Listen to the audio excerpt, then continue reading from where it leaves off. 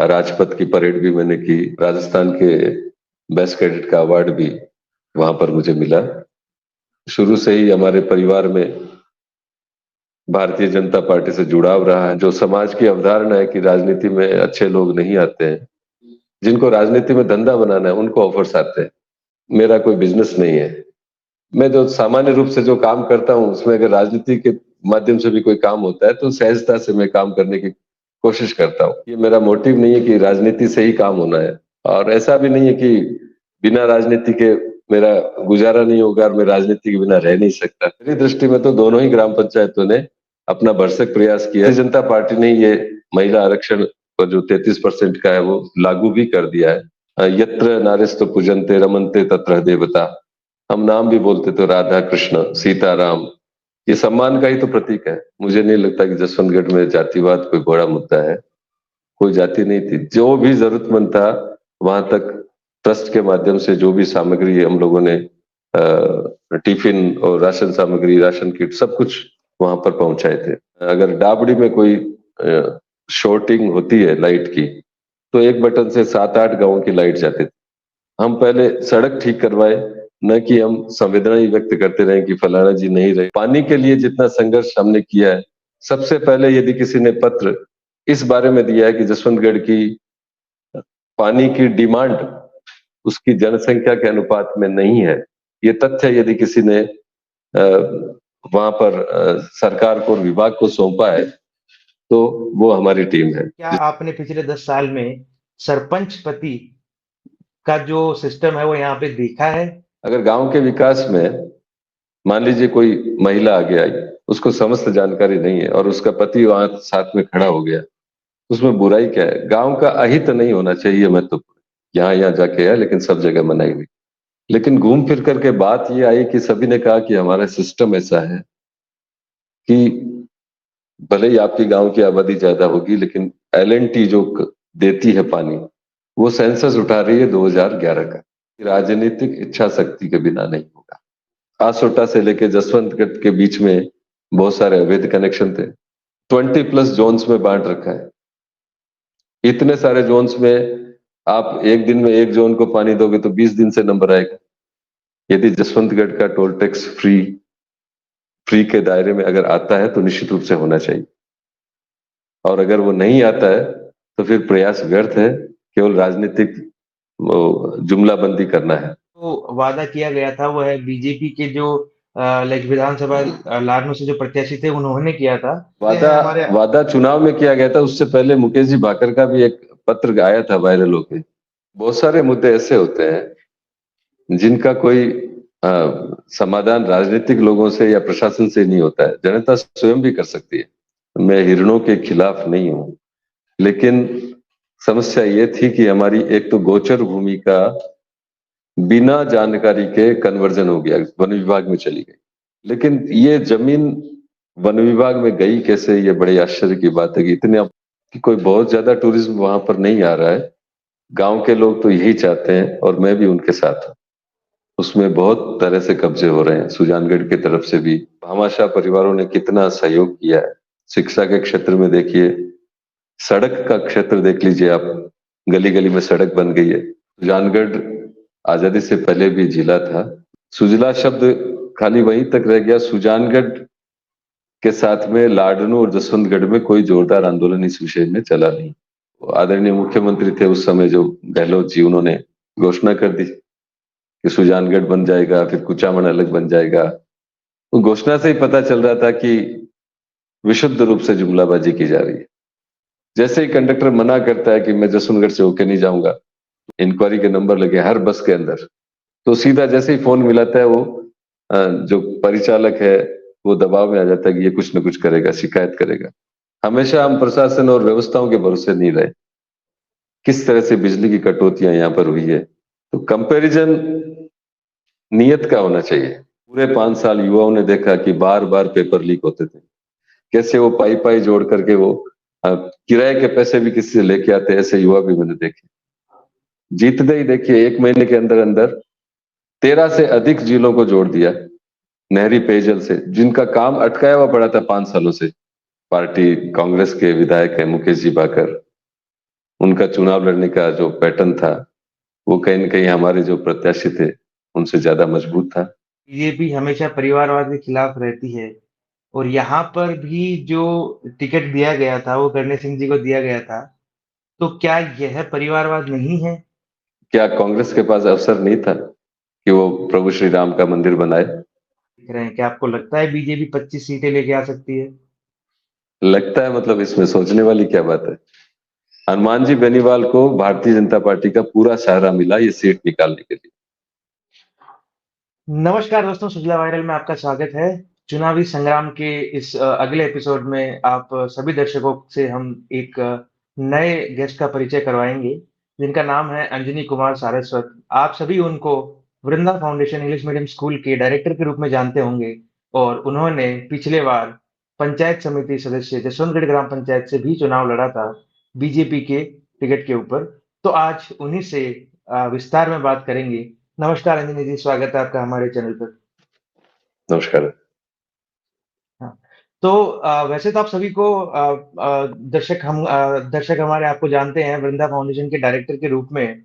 परंतु उससे पहले हम आपके जो शैक्षणिक जो बैकग्राउंड है, जो आपका भूतपूर्व जीवन है, जो आपका बालपन है और जो आपका छात्र जीवन है वो कैसे बीता, उसके बारे में थोड़ा जानना चाहेंगे। उसके बारे में आप थोड़ा हमारे दर्शकों को बताइए। केशव जी, मेरी जो शिक्षा दीक्षा है वो इसी गांव में हुई थी। मैंने क्लास 5 तक मॉन्टेसरी स्कूल से शिक्षा प्राप्त की थी। उसके बाद 10वीं क्लास तक मैं जगन्नाथ तापड़िया राजकीय उच्च माध्यमिक विद्यालय, जो हॉस्पिटल के सामने अपना जो हाई स्कूल जिसको बोलते हैं, तो वहां पढ़ा। उसके बाद 2 वर्ष तक मैं सुजानगढ़ की जाजोदिया स्कूल में साइंस फैकल्टी से मैंने अध्ययन किया। उसके बाद बीएससी मैंने सुजला कॉलेज से की। सुजला कॉलेज से बीएससी के दौरान मैं एनसीसी का कैडेट भी रहा। राजपथ की परेड भी मैंने की। सी सर्टिफिकेट भी वहां हासिल किया और राजस्थान के बेस्ट कैडेट का अवार्ड भी वहां पर मुझे मिला। उस समय उपराष्ट्रपति थे के आर नारायणन जी, उनके द्वारा वहां सम्मानित किया गया। और शंकर दयाल जी उस समय राष्ट्रपति थे, दोनों ही इस कार्यक्रम में आए थे। और जो उसके बाद में मैंने पोस्ट ग्रेजुएशन की थी वो नॉन कॉलेजिएट स्टूडेंट के रूप में की थी, क्योंकि मैं उस समय कॉम्पिटिटिव एग्जाम्स की तैयारी किया करता था। दुर्भाग्य से सिलेक्शन कहीं हुआ नहीं। मैंने 2 बार एसएसबी के इंटरव्यू भी दिए, सर्विसेज सिलेक्शन बोर्ड जो मिलिट्री के लिए लगते हैं, लेफ्टिनेंट पोस्ट के लिए। उस समय सेकंड लेफ्टिनेंट पोस्ट हुआ करती थी, आजकल लेफ्टिनेंट पोस्ट होती है। तो ऐसा मेरा फिर मैंने पीजी जो की थी वो हिस्ट्री में की थी, एमए इन हिस्ट्री। तो बीएससी और एमए हिस्ट्री, ये संक्षिप्त जो शिक्षा का जो लेखा जोखा है वो ये है। जी, तो चलते हैं हमारे अगले सवाल की तरफ। जिस प्रकार से हमने आपको परिचय में बताया कि जनता आपको वृंदा फाउंडेशन इंग्लिश मीडियम स्कूल जो एक जाना-माना क्षेत्र का एक विद्यालय है, उसके डायरेक्टर के रूप में जानती है। परंतु आपने राजनीति में आने से पहले भी समाज के कार्यों में आप एक्टिव रहे थे। फिर राजनीति में आने के लिए आपने किस प्रकार से मन बनाया, किस प्रकार से आपने अपना विचार बनाया कि मुझे राजनीति में जाके समाज सेवा करनी चाहिए? देखिए, जसवंतगढ़ में जब हम लोग कॉलेज में पढ़ते थे, उस समय से ही हमारे जो संपर्क थे, यहाँ जसवंतगढ़ में एक अच्छा माहौल था, क्योंकि हमारे यहाँ जो नेताजी थे स्वर्गीय श्री छगनलाल जी दायमा, तो उन्होंने उस समय चुनाव लड़ा था। तो युवाओं की आवश्यकता सबको रहती है। राजनीति में जो भी होता है, राजनीति की दिशा और दशा युवा ही बदलते हैं। तो उस समय कॉलेज छात्रों पर भी उनका विशेष आग्रह था, उनके संपर्क में आए। और चूंकि मैं शुरू से ही हमारे परिवार में भारतीय जनता पार्टी से जुड़ाव रहा है पूरे परिवार का, भले ही हमारा परिवार सक्रिय राजनीति का कभी अंग नहीं रहा, लेकिन राजनीतिक विचारधारा तो हर एक परिवार की होती है। तो स्वाभाविक जो राजनीतिक वृत्ति थी मेरी भी बीजेपी में थी, और उनके चुनाव के दौरान जैसा भी कार्यकर्ताओं के नाते, सामान्य कार्यकर्ताओं के नाते जो भी प्रचार प्रसार, गांवों में जाना, ये सब हमने शुरू किया था। तो वहीं से ये अभिरुचि हुई कि राजनीतिक क्षेत्र में भी जाना चाहिए। उसके बाद में छात्र संगठन एबीवीपी के अंदर जसवंतगढ़ के भी बहुत सारे लोग थे, उनमें से मैं भी वहां पर था। लेकिन मैं सीधे सीधे विद्यार्थी परिषद का कार्यकर्ता नहीं रहा था, क्योंकि मेरा जुड़ाव संघ के संगठनों से था। और उसके बाद में जब देखा कि राजनीति में बहुत सारे लोग जो है वो आ रहे हैं सक्रिय राजनीति में, तो कुछ मित्रों ने, शुभचिंतकों ने ये प्रयास किया कि भाई आपको भी इस फील्ड में आना चाहिए। और उनके आग्रह पर मैं भी सोचा कि अब कुछ अपन भी कुछ कर सकते हैं, अगर जनहित में सारे काम करते ही आए हैं। सामाजिक कार्य, जो भी कार्यक्रम थे, सामाजिक गतिविधियों में सदा पार्टिसिपेट करते ही रहते थे, तो ऐसा लगा कि इस फील्ड में भी अगर सक्रिय रूप से आया जाए तो अच्छा ही है, बुरा क्या है। और कहीं पर जो समाज की अवधारणा है कि राजनीति में अच्छे लोग नहीं आते हैं, तो ये अवधारणा भी पिछले 10 साल 15 सालों से मैं देख रहा हूँ कि खत्म हो रही, क्योंकि बहुत सारे अच्छे लोग राजनीति में आज बहुत अच्छे स्थानों पर हैं, और देश उनको देख रहा है कि उनके कारण देश की दिशा और दशा आज बदल रही है। तो यही सब प्रेरणा थी कि मुझे भी इस कार्य में मैं आ गया। जी, बाद में बिल्कुल, मैंने जैसा कि कोरोना आपने जी, जी, हाँ, कोरोना का कहिए, कहिए। पीरियड था, उस समय जो हमारे चुनाव आगे हो गए थे, और उसके बाद में दिसंबर में मैं चुनाव भी लड़ा था, जो आपने बताया। जी, जी, बिल्कुल, जैसा कि आपने बताया कि आपके परिवार का शुरू से ही जुड़ाव बीजेपी की तरफ रहा है और जिस प्रकार से आपने छात्र जीवन में भी पॉलिटिक्स और राजनीति जो जिसे हम कहते हैं, उसमें अच्छी खासी रुचि रखी। तो फिर भी मैं एक सवाल पूछना चाहूँगा, क्या कि आपको किसी अन्य दल की तरफ से कभी ऑफ़र हुआ कि आप चुनाव लड़े या उससे पहले जिस प्रकार से आपने पंचायत समिति का चुनाव लड़ा, ये 2 अलग-अलग प्रश्न हैं। एक तो अन्य दल से ऑफ़र हुआ या अन्य दल में जाने का आपने मन बनाया कभी? या उसके अलावा आपने पंचायत समिति सदस्य के रूप में ही पहला चुनाव लड़ने का निर्णय क्यों किया? उससे पहले आप वार्ड पंच, सरपंच या जब भी जो भी आपको मौका मिल मिल सकता था या मिला, उसमें आपने कदम क्यों नहीं रखा? नहीं, किसी भी अन्य दल से न तो मैंने कभी विचार किया, न कोई ऑफर मिला, क्योंकि सब मुझे जानते हैं कि ये किस विचारधारा का है। तो जिन लोगों की, जिनको राजनीति में धंधा बनाना है, उनको ऑफर्स आते हैं, और जो एक विचार के लोग होते हैं उनके पास ऑफर्स नहीं आते। मैं संगठनों से जुड़ा हुआ व्यक्ति हूँ, और संगठन में ही आज था। उस समय भी मैं भाजपा के संगठन में था, अभी भी मैं भारतीय जनता पार्टी का जिला मंत्री हूँ, और कुछ अन्य दायित्व भी है पार्टी में। तो मूल रूप से मैं विचार का और संगठन का व्यक्ति हूँ, इसलिए मुझे इस तरह के ऑफर न तो आते हैं और न मेरे दिमाग में कभी आते हैं, क्योंकि राजनीति मेरा कोई बिजनेस नहीं है। मैं जो सामान्य रूप से जो काम करता हूँ, उसमें अगर राजनीति के माध्यम से भी कोई काम होता है तो सहजता से मैं काम करने की कोशिश करता हूँ। ये मेरा मोटिव नहीं है कि राजनीति से ही काम होना है, राजनीति से सारे काम नहीं हो सकते। और ऐसा भी नहीं है कि बिना राजनीति के मेरा गुजारा नहीं होगा और मैं राजनीति के बिना रह नहीं सकता। तो मुझे अपने स्वार्थ के लिए दल बदलना, दूसरे दलों में चले जाना, दूसरे दलों की विचारधारा को ग्रहण कर लेना, ये मेरे स्वभाव से बाहर की बात है। इसलिए मुझे किसी प्रकार के न तो ऑफर आते हैं, न मैं इस विषय में सोचता हूँ। अब और खुलने चुनाव में लड़ने अपना का जहां दोस्त तक सवाल है, हाँ, जिलाध्यक्ष जी जो गजेंद्र सिंह जी हैं वर्तमान में भारतीय जनता पार्टी के, तो उनका आग्रह था कि जसवंतगढ़ से आप भाजपा में सदा से सक्रिय रहे, तो एक नई टीम उतरनी चाहिए। और उनके आग्रह पर मैंने भारतीय जनता पार्टी का पंचायत समिति के सदस्य के नाते चुनाव लड़ा। इससे पहले कोई चुनाव लड़ने की इच्छा नहीं थी, इसलिए मैंने कभी प्रयास नहीं किया। जी तो चलते हैं हमारे अगले सवाल की तरफ शुरू करते हैं हमारे ग्राम की राजनीति से। तो सबसे पहले जो जसवंतगढ़ की राजनीति रही है पिछले 10 सालों में, जिसमें एक लाइक दोनों बार महिला सरपंच के रूप में हमारे सामने उभर के सामने आई है। तो जसवंतगढ़ की राजनीति को किस प्रकार से देखते हैं? और दूसरा एंगल इसमें जो अभी नारी सशक्तिकरण के लिए जो बिल भी आया है और उसकी तरफ काफ़ी कदम उठाए जा रहे हैं, उस दृष्टि से आप जसवंतगढ़ में जो सरपंच रही है, महिला सरपंच, उसको आप कैसे देखते हैं? जसवंतगढ़ में जो 2 कार्यकाल, एक तो कार्यकाल अभी चल रहा है और एक कार्यकाल श्रीमती सावित्री जी गरबा का पहले से पूरा हो चुका है।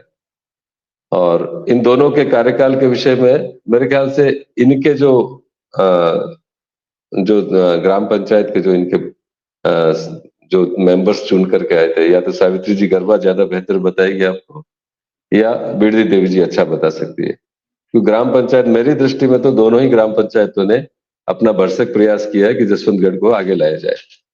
अब कौन कितना कर पाया, कैसी परिस्थिति में किसने कितना काम किया है, वो इनके ही लोगों से अगर आप पूछेंगे तो वो सही जानकारी हमारे सामने दे पाएंगे।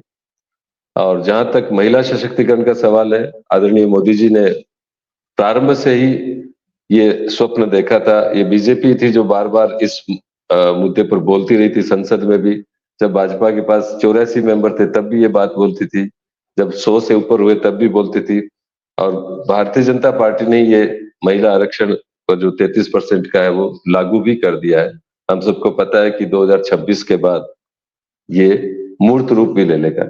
2026 की तिथि तय करने के पीछे, क्योंकि परिसीमन होना है और बहुत ज्यादा, मुझे लगता है कि राजस्थान की विधानसभा सीटें भी बढ़ेगी।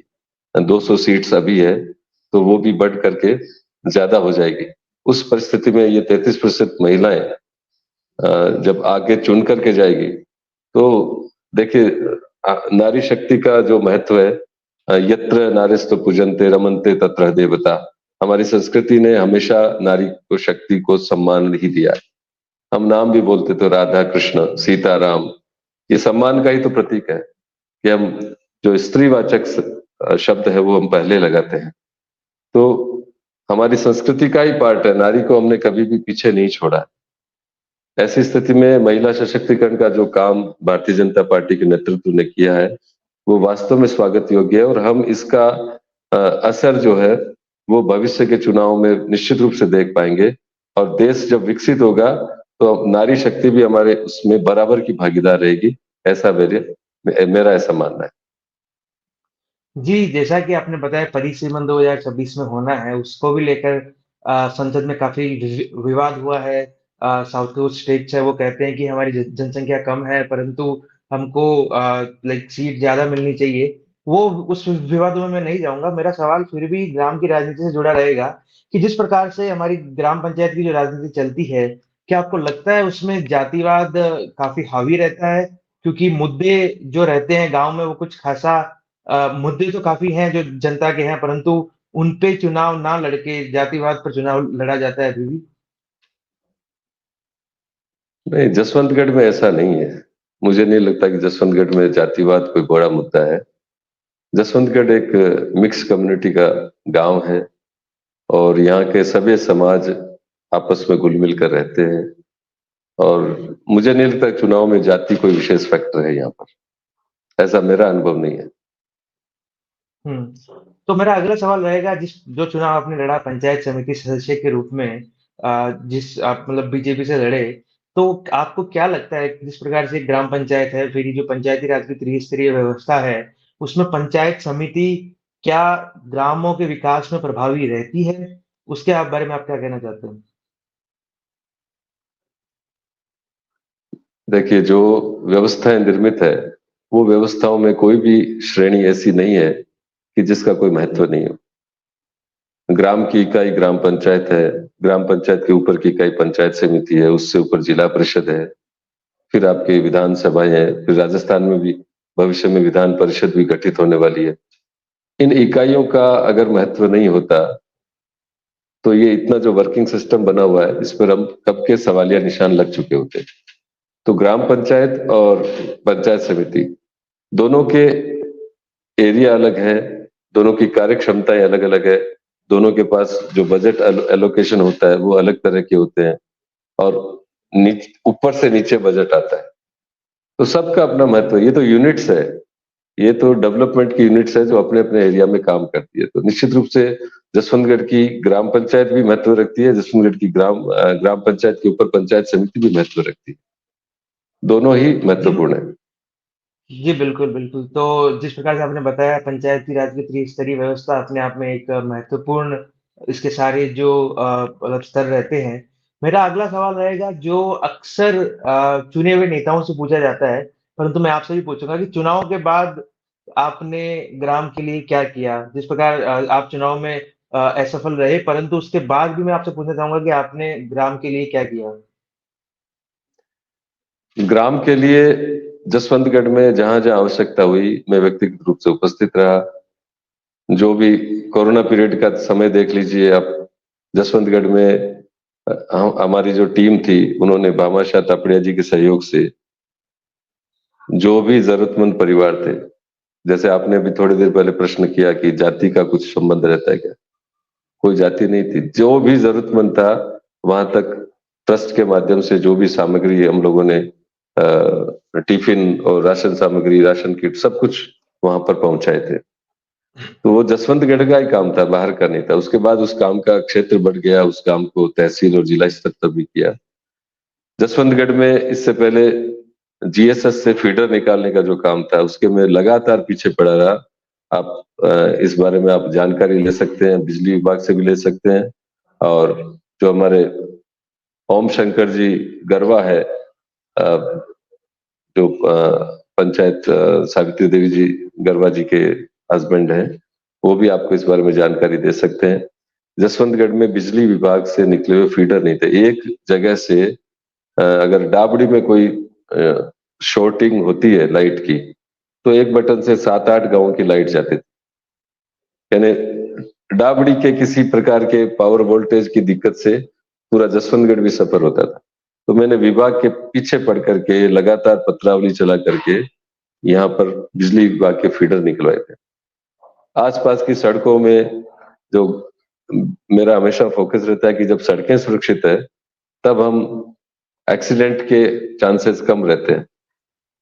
हम पहले सड़क ठीक करवाए, न कि हम संवेदना ही व्यक्त करते रहे कि फलाना जी नहीं रहे, ढींकरा जी नहीं रहे, या किसी युवक की मोटरसाइकिल के साथ एक्सीडेंट होके वो उसका मतलब शरीर छूट गया और हम उसके बाद संवेदनाएं व्यक्त करने जाए। उससे ज्यादा बेहतर है कि वो जो गड्ढे, जो रेस्पॉन्सिबिलिटी है हमारी, उसको हम ठीक करवाएं। तो ऐसे जी। पीडब्ल्यूडी में भी मैंने बहुत सारी जगह पर जो जसवंतगढ़ को जो कनेक्टिविटी है ग्राम सड़क की, उनके लिए मैंने काम किया है। खानपुर रेलवे से लेकर के रेलवे स्टेशन से खानपुर तक जाने वाली रोड के लिए भी मैंने काम किया है। डाबड़ी के लिए भी हमने पत्रावली चलाई है। हालांकि अ, अभी पिछले चुनाव से 1 महीने पहले ही यहाँ के माननीय विधायक जी बोल कर गए थे कि 1 महीने में डाबड़ी का ये रोड बन जाएगा। अभी तक वो बना नहीं है और हम लोग अभी भी उसके प्रयास में लगे हैं कि वो जल्दी से जल्दी बन जाए। तो मेरे कहने का भाव ये है कि ऐसा स्पेसिफिक काम देखे तो पानी के लिए जितना संघर्ष हमने किया है अभी तक, हम उस थोड़े से सफल जरूर हुए हैं कि जो पानी हमें 15-16 दिन से मिलता था, अब 8-9-10 दिन के अंदर सप्लाई आती है। 4-5 दिनों का फर्क पड़ा है। पानी जो पेयजल की सबसे बड़ी समस्या है जसवंतगढ़ की, उसके लिए हमने खूब संघर्ष किया है।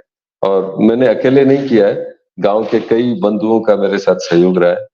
हम उस गहराई में गए कि वास्तव में जसवंतगढ़ में पानी की समस्या है कहाँ पर। तो पानी की समस्या का सबसे पहले यदि किसी ने पत्र इस बारे में दिया है कि जसवंतगढ़ की पानी की डिमांड उसकी जनसंख्या के अनुपात में नहीं है, ये तथ्य यदि किसी ने वहां पर सरकार को और विभाग को सौंपा है, तो वो हमारी टीम है जिसने ये काम किया है। जी, मैं बिल्कुल उस हम क्षेत्रीय विषय को मुद्दों पर लेकर भी के, मैं जी, क्षत्रिय बिल्कुल हम मुद्दा है क्षेत्रीय यही मुद्दों पर भी जसवंतगढ़ का। आएँगे। उसके लिए भी हमने एक अलग से सेक्शन रखा है जिसमें हम स्पेसिफिकली क्षेत्रीय मुद्दों पे डिस्कस करेंगे। उससे पहले मेरे हम्म। 1-2 सवाल हैं। पहला सवाल जिसमें रहेगा कि जो तंवरा से डा जो जसवंतगढ़ से डाबडी की जो रोड है, उसका हमने अभी पिछला एक इंटरव्यू लिया हरदयाल जी शुलानिया का, जो आसोटा ग्राम पंचायत के सरपंच रहे हैं। तो उन्होंने भी ये मुद्दा उठाया कि जो डाबडी से जसवंतगढ़ की जो रोड है, वो उनके जो पंचायत के जो गाँव डाबडी है, उसके लिए काफ़ी एक बड़ी समस्या बन के उभरी है। उन्होंने भी इस मुद्दे पर काफ़ी प्रयत्न कर रहे हैं, ऐसा उन्होंने भी हमारे साथ इंटरव्यू में बताया। और उन्होंने बताया कि कुछ लाइक केंद्रीय जो हमारे लाइक सांसद महोदय हैं, उनके कुछ डिस्प्यूट के कारण ये है काम मामला रुका हुआ है। तो बिल्कुल मैं चाहता हूँ कि सभी जो क्षेत्रीय जनप्रतिनिधि है वो आपस में सामंजस्य से मिलके इस कार्य को लाइक पूर्ण करें, और ताकि शीघ्र शीघ्र अतिशीघ्र रोड बन सके। उसके अलावा मेरा एक सवाल रहेगा, जो जनरली हम देखते हैं, एक वेब सीरीज आई थी पंचायत करके, जिसमें हमने देखा किस प्रकार से प्रधान और पति का जो एक कॉन्सेप्ट रहता है, उसी प्रकार हमारे मैं पूछना चाहता हूँ जसवंतगढ़ में जिस प्रकार 2 महिला सरपंच रही है, तो क्या आपने पिछले 10 साल में सरपंच पति का जो सिस्टम है वो यहाँ पे देखा है? मेरा कहना यह है कि जहां सरपंच प्रतिनिधि की बात आती है, जरूरी नहीं है कि सब कोई सब चीज में सक्षम हो। घर में भी जब हमें आवश्यकता पड़ती है तो हम हमारे पिता का, हमारे भाई का सहारा लेते हैं। अगर गांव के विकास में मान लीजिए कोई महिला आगे आई, उसको समस्त जानकारी नहीं है और उसका पति वहां साथ में खड़ा हो गया, उसमें बुराई क्या है? गांव का अहित नहीं होना चाहिए महत्वपूर्ण। जिस दिन वो महिला सक्षम हो जाएगी वो अपने आप संभालेगी। इसमें ऐसा कोई विषय मुझे नहीं लगता कि भाई वो उसका पति खड़ा हो गया साथ में कोई महिला का, या किसी का बेटा खड़ा हो गया, या किसी का भाई खड़ा हो गया। देखिए, हम जब किसी समाज को अपलिफ्ट करना चाहते हैं ना, तो उसमें जो ऐसी जो चीजें होती है उन पर प्रश्नवाचक चिन्ह के बजाय यदि उसका दुरुपयोग कोई कर रहा है, तब मैं समझता हूं कि पूरे गांव को खिलाफ खड़ा होना चाहिए। अगर कोई सदुपयोग कर रहा है आपके साथ, आप कोई प्रोजेक्ट गांव में लगा रहे हैं, कोई अच्छा काम कर रहे हैं, भूल जाइए आप एक राजनेता है, आप एक अच्छा काम कर रहे हैं, आपके साथ आपके मित्र खड़े हैं, आपके भाई खड़े हैं, आपके परिवार के भी 4 लोग आ गए, तो उसमें परेशानी क्या है?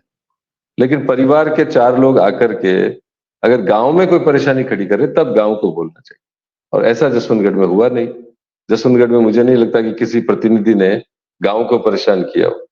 तो महिलाओं के साथ में कंधे से कंधा मिलाकर यदि परिजन खड़ा है और जो चीज उसको नहीं आती है उसको सही ढंग से समझाने में, सलाह देने में अगर कहीं पर योगदान है किसी का, तो कोई खराब बात नहीं है, क्योंकि सारी महिलाएं इतनी सक्षम नहीं हो पाती है, समय लगता है। जी, अब बिल्कुल, जो जैसे कि महिलाएं आपने कहा सक्षम है, समय लगता है। हुँ। जो जी, महिलाएं जी, बिल्कुल, सक्षम है, आप बिल्कुल। देखिए अभी हमारी प्रदेश की माननीय उप मुख्यमंत्री जो जयपुर से चुनाव जीते हैं, दिया कुमारी जी, तो वहां उनके लिए आवश्यकता नहीं है कि उनके पति या भाई खड़े हों। उसमें समय लगता है, मैच्योरिटी के ऊपर डिपेंड करता है कि किसको आवश्यकता है, किसको नहीं है। जी, बिल्कुल, बहुत ही खूबसूरती से आपने इसका जवाब दिया। अब चलते हैं बिना विलंब किए हमारे अगले सेक्शन में। दोस्तों, यह सेक्शन में हम क्षेत्र के जो विशेष मुद्दे हैं, जिनसे जन सामान्य त्रस्त है, उन्हीं मुद्दों को उठाते हैं और बेबाकी से अपने जनप्रतिनिधियों से वो सवाल पूछते हैं। तो चलिए, हमारा पहला सवाल रहेगा जल के बारे में, जिसका आपने पहले भी वर्णन किया है। जल की समस्या जो जगव्याप्त समस्या है, जसवंतगढ़ भी इससे अछूता नहीं है। जसवंतगढ़ में पानी की सप्लाई 10-10 दिन तक आती है। इसके अलावा जब हमने पिछले इंटरव्यू में बात करी जनप्रतिनिधियों से, उन्होंने कहा कि यहाँ पर जो पेपर में जनसंख्या है वो कम है और एक्चुअल में जो जनसंख्या है वो ज़्यादा है, उसके कारण भी जल की किल्लत होती है। तो आप इसके बारे में अपने क्या विचार रखते हैं और आपने इसके निस्तारण के लिए क्या-क्या कार्य किए हैं? देखिए, ये जो योजना है, इसको इम्प्लीमेंट होने में नहरी योजना की बात कर रहा हूं मैं, जिसके कारण मीठा पानी जसवंतगढ़ में आया था। इस योजना को इम्प्लीमेंट भी भारतीय जनता पार्टी के शासनकाल में किया गया था। उसके बाद ये पानी यहाँ आना शुरू हुआ।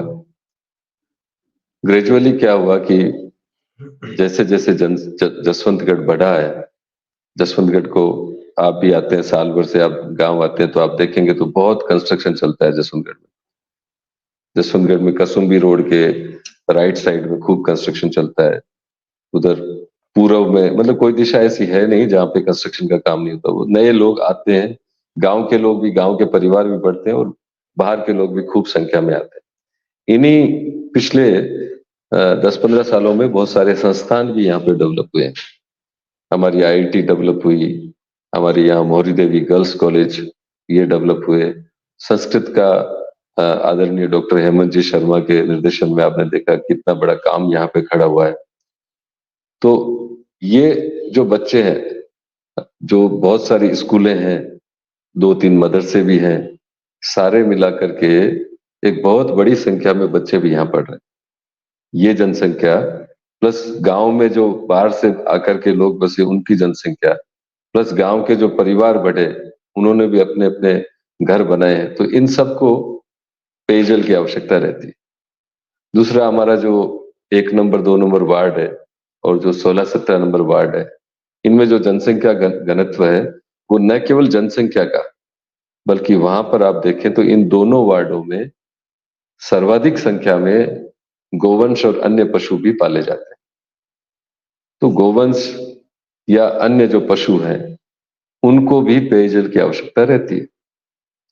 ऐसे में जो जलदाय विभाग पानी भेज रहा है हमें, उसके पास एक डाटा है, सेंसस से वो डाटा डायरेक्ट उठाते हैं। मैं जो नहरी पेयजल के बड़े से बड़े अफसर तक जाकर के आया, इस विषय को लेकर मैं जयपुर तक गया, सीएम ऑफिस तक मैं गया। वर्तमान में जो किसी और विभाग का कार्य देखते हैं, लेकिन उस समय एडिशनल पीएचईडी डिपार्टमेंट के जो एडिशनल चीफ थे अग्रवाल जी, सुबोध अग्रवाल जी, उनके पास भी मैं जाकर आया, इस विषय को लेकर आया। और वहां की जितनी भी कॉपीज थी मैंने गांव के व्हाट्सएप ग्रुपों पर वायरल भी की थी कि भाई यहाँ यहाँ जाके आया, लेकिन सब जगह मनाई हुई। आदरणीय जल संसाधन मंत्री गजेंद्र सिंह जी जो शेखावत है, उनके कार्यालय से भी यहाँ के हमारे जो जिलाध्यक्ष जी हैं भारतीय जनता पार्टी के गजेंद्र सिंह जी ऑडिट, उनके माध्यम से गजेंद्र सिंह शेखावत को भी हमने इस बारे में पूरी डिटेल भेजी। तो उन्होंने एक रिकमेंडेशन लेटर कि भाई जसवंतगढ़ का पानी बढ़ाया जाना चाहिए। उन्होंने कहा कि ये मेरा क्षेत्र नहीं है, ये स्टेट का काम है, केंद्र का काम नहीं है, इसलिए मैं अधिक से अधिक एक पत्र ही लिख सकता हूँ सिफारिशी। वो पत्र भी हमने लिखवाया, वो पत्र भी मैं देख करके आया। उस समय आदरणीय महेश जी जोशी पीएचईडी के मिनिस्टर थे, वहां भी मैं जयपुर जाकर आया, उनके कार्यालय भी मिलकर आया।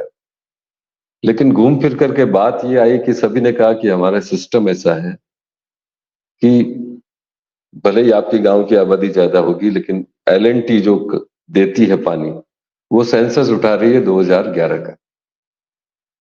और हमारे गांव की प्रगति में जो जनसंख्या बढ़ी है, जो मैंने कहा कि लोगों के बसने से और स्टूडेंट्स की संख्या, ये सब 10 सालों में 15 सालों में बहुत ज्यादा हो गया। और वो डाटा ले रहे हैं 15 साल पुराना 2011 का। तो उसी डाटा को उन्होंने जो आपका जो कंप्यूटर में सिस्टम होता है, उस सेंसस को सीधा सीधा उन्होंने उसमें फीड कर रखा है। लैपटॉप पे मुझे दिखाया कि इस तरह से ये काम होता है। तब मैंने कहा कि इसको बढ़ाने के लिए क्या किया जा सकता है। तब उन्होंने कहा कि राजनीतिक इच्छा शक्ति के बिना नहीं होगा। और मैं नहीं चाहता, लेकिन फिर भी मैं आपको ये स्पष्ट रूप से बता देना चाहता हूं कि ये राजनीतिक इच्छा होती अगर पूर्ववर्ती सरकार के प्रतिनिधियों की, चाहे वो जसवंतगढ़ के प्रतिनिधि हो जीते हुए, चाहे लाडनू के जीते हो, उनकी राजनीतिक इच्छा होती तो निश्चित रूप से पानी बढ़ जाता। लेकिन इच्छा शक्ति की कमी के कारण ये काम नहीं हुआ। उसके बाद एक और समस्या, जो बड़ी समस्या थी, वो थी वितरण की। न केवल पानी कम आ रहा था, बल्कि वितरण की भी बड़ी समस्या थी। एक तो आसोटा से लेके जसवंतगढ़ के बीच में बहुत सारे अवैध कनेक्शन थे। उनकी गांव के लोगों ने जब जबरदस्त शिकायतें की, तब जाकर के कुछ अवैध कनेक्शन उन्होंने हटाए। दूसरी वितरण की पद्धति, गांव को 20+ जोन्स में बांट रखा है। इतने सारे जोन्स में आप एक दिन में एक जोन को पानी दोगे तो 20 दिन से नंबर आएगा। तो हमने कहा ये गलत है। हमने विभाग से बात की, उनको कहा कि भी कम से कम आप 4 जोन में तो पानी दीजिए। पर डे 4 जोन में पानी दीजिए, चाहे वो आप जो ड्यूरेशन है वो थोड़ा कम कर दीजिए पानी देने का। अब भी कुछ समस्याएं हैं, अभी भी 3 पाइपलाइंस ऐसी है जो चौकड पड़ी है। हमने उनके ऑर्डर्स करवाए हैं, पाइप्स की व्यवस्था हो रही है और कुछ ही दिनों में वो पाइप भी बदल जाएंगे। इसके कारण हमारी कॉलोनी में भी, जो इंदिरा कॉलोनी है इधर कॉलेज की तरफ, वहां पानी नहीं पहुंचता है। और कारण क्या है कि ये जो पानी की टंकी से जो पाइपलाइन निकलती है, ये मौरी देवी कॉलेज तक पूरी चौक पड़ी है। उसके लिए पत्रावली चलाई है, अब वो काम होने जा रहा है, पहले नहीं हो पाया था। तो ऐसी तकनीकी खामियों के कारण भी जसवंतगढ़ में पानी का वितरण सही होने के कारण भी ये दिक्कत आ रही। तो जो 15-16 दिन पर था पहले वितरण, वो अभी 8-9 दिन से पानी आ रहा है, तो आधी सफलता मिली है। कुछ वितरण की जो खामियां है उनको और अच्छा करेंगे, और फिर पानी को बढ़ाने की जो मांग है वो तो हमारी चल ही रही है। निश्चित रूप से नई सरकार में जनप्रतिनिधियों के माध्यम से ये काम कराने का पूरा प्रयास करेंगे, और मुझे लगता है कि इसका निश्चित रूप से कोई न कोई अच्छा हल निकल जाएगा। जी, बिल्कुल, आपने बहुत ही डिटेल में आपने बता दिया कि इस समस्या की जड़ कहाँ पर है। अब मैं आग्रह करना चाहूँगा जो भी जनप्रतिनिधि या जो भी चुने हुए हमारे जनप्रतिनिधि अभी हैं, वो इसको देख रहे हैं, तो इस डेटा के साथ अपने एक सही दिशा में अपना कदम उठाएँ और राजनीतिक इच्छा शक्ति प्रबल करके इस कार्य का जल्दी से जल्दी समाधान करें। तो चलते हैं हमारे अगले सवाल की तरफ जो है टोमरा टोल टैक्स का पिछले कुछ दिनों से काफ़ी चर्चा में भी रहा है। हमने भी अपने वेबसाइट पे उसका पोल करवाया था जिसमें अधिकतर लोगों ने ये कहा कि टोमरा जो टोल बूथ है, वो जसवंतगढ़ वासियों के लिए फ्री होना चाहिए और आपने भी एक बात मेंशन की थी कि जसवंतगढ़ में बाहर से आके लोग काफ़ी रहते हैं, तो उनका डेली आना-जाना भी रहता है अपने जो मूल निवास को वो रहता है और जसवंतगढ़ के भी लोग आस-पास के इलाके में काम करने जाते हैं, तो क्या उन पे टोल लगना सही है? आपका इस मुद्दे पे क्या है राय है और आपने इसके लिए क्या किया है? देखिए, जैसे गांव के लोग वहां जाकर के आए, वैसे मैं भी गया था। चूंकि इस विषय पर मेरा अध्ययन कम है, इसलिए मैं किसी प्रकार की दाएं बाएं बात नहीं करते हुए कहना चाहूंगा कि टोल टैक्स फ्री होने की जो पॉलिसी है, उसके अंतर्गत यदि जसवंतगढ़ का टोल टैक्स फ्री फ्री के दायरे में अगर आता है तो निश्चित रूप से होना चाहिए, और अगर वो नहीं आता है तो फिर प्रयास व्यर्थ है, केवल राजनीतिक जुमलाबंदी करना है। मुझे इसकी तकनीकी जानकारी लेने में समय लगेगा, इसलिए मैं इसका जवाब अभी देने में असमर्थ हूँ। मुझे पता है कि गांव के कुछ निवासी वहां गए थे, कुछ ने मुकेश जी बाकर से भी कहलवाया था, लेकिन काम नहीं हुआ। नहीं होने के कारण कुछ न कुछ रीजन होता है। ये पीपी मोड की रोड है, ये प्राइवेट पब्लिक पार्टनरशिप की रोड है, जिसमें इन्वेस्टर जो है वो प्राइवेट लोग है, ये सरकारी रोड नहीं होती है पूरी तरह से। तो इसके क्या मापदंड है, मैं इसकी जानकारी करूंगा, और यदि जसवंतगढ़ उस दायरे में आता है तो निश्चित रूप से ये काम करवाएं। जी, क्योंकि बिल्कुल पहले सक्रियता इस बारे में नहीं हो पाई, इसका रीजन यही था कि सरकार अलग थी, सुनवाई करने वाला कोई नहीं था। जब पानी के मुद्दे पे भी नहीं सुनवाई दी तो टोल के मुद्दे पे कौन सुनता, ऐसा मेरी धारणा थी। इसलिए मैं टोल टैक्स के वहां तक जाकर आया और इस कर्मचारियों से, जो मैनेजर है, उनसे पूछा, लेकिन वहां पे उन्होंने कहा कि जसवंतगढ़ दायरे में नहीं है, कसुम्बी तक हमने किया। अब इसकी जानकारी जी, लेके और काम करेंगे। जी, जैसा कि आपने कहा आपको इसकी जानकारी कम है, तो मैं आपको एक तथ्य और ऐड कर दूँ जो आपने कहा कि अगर यह उसके दायरे में नहीं आता है, तो यह एक राजनीतिक जुमलेबाज़ी होगी।